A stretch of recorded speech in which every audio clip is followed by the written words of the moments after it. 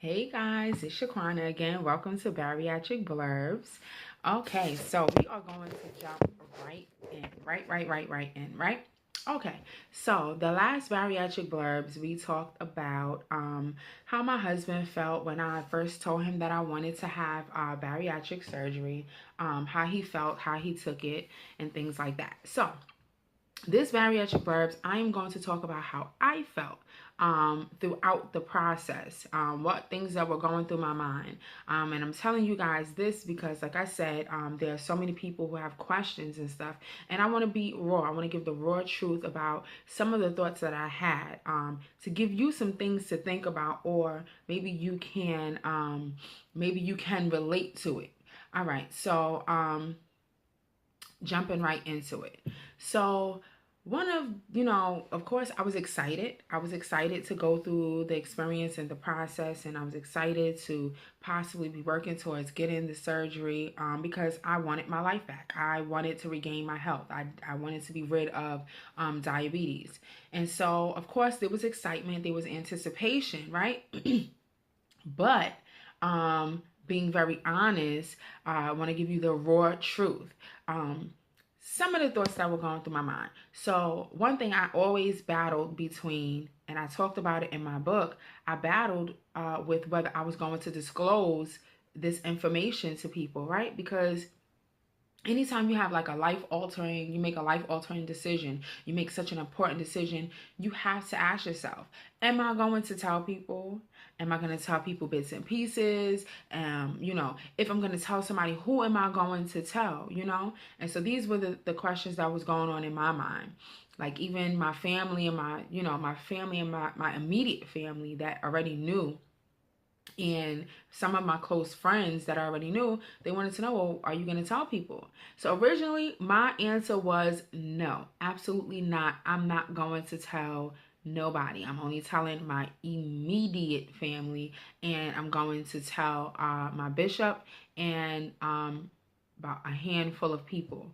And so my reasons for originally not disclosing the information was because I felt that, all the hard work that I had did, I was taking pictures, I was posting pictures, I was posting about my progress, I was going to the gym, as I said also in my book and in my vlogging and my blogs, that I lost almost 60 pounds on my own before I got approved for the surgery. And I felt like if I told people that I was having weight loss surgery, that they would try to discredit all of my hard work. They would try to take that away. Like, oh, wow, she didn't lose any of that weight on her own.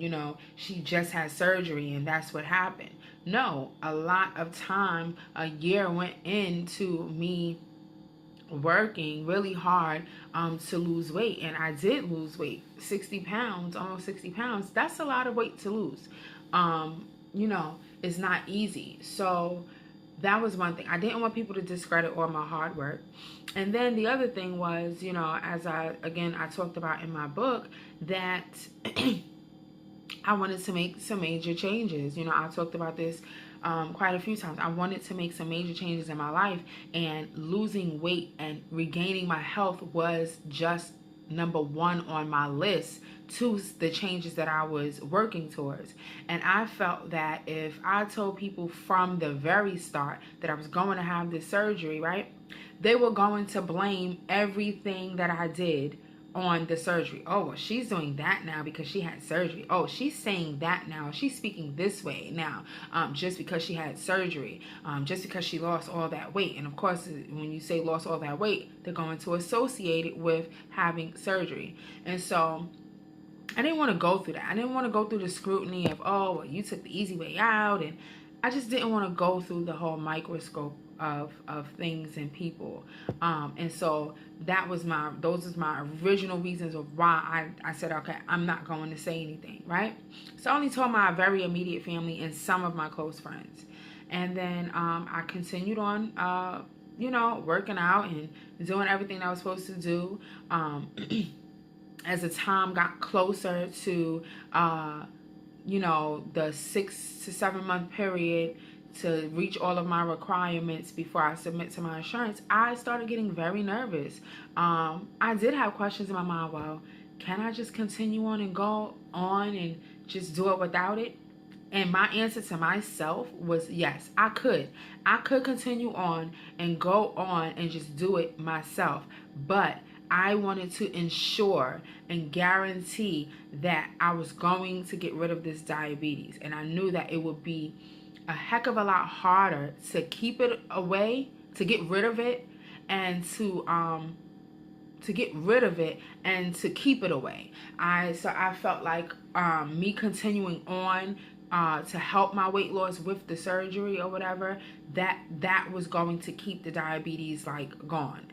Officially, I would be declared no longer a type 2 diabetic and stay that way. And so that's why I decided to just go ahead and continue on.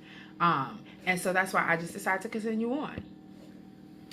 So, I decided to just go ahead and still do it. So when it got closer to the time and I got, of course, when I was waiting for the approval, I was so nervous. But all I kept saying was, God, if this is your will for my life, if I'm supposed to have this surgery, then I will get approved, and that would be that. I said that if they at any point come to me and say that you are not approved, but you can appeal, I honestly wasn't even going to appeal. I was just going to say, well, they didn't approve me, and I was going to take that as God's answer, as saying, this is just not for you, and just continue on. But I got approved within the first 2 weeks. I don't even think it was a full 2 weeks. About a week and a half, I got approved.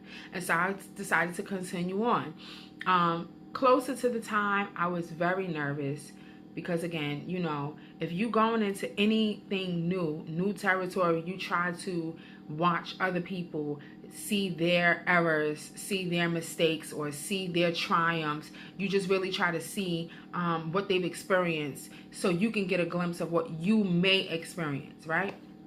And so I was really nervous, more so about the after effects. One, I've never been the type that desired to be small or thin. So one of my biggest fears, like you can ask my best friends, they will tell you, I kept saying, oh my God, what if I get skinny? I'm going to lose my mind. I don't want to be skinny. I just want to be healthy. I just want to be at a healthy size, right?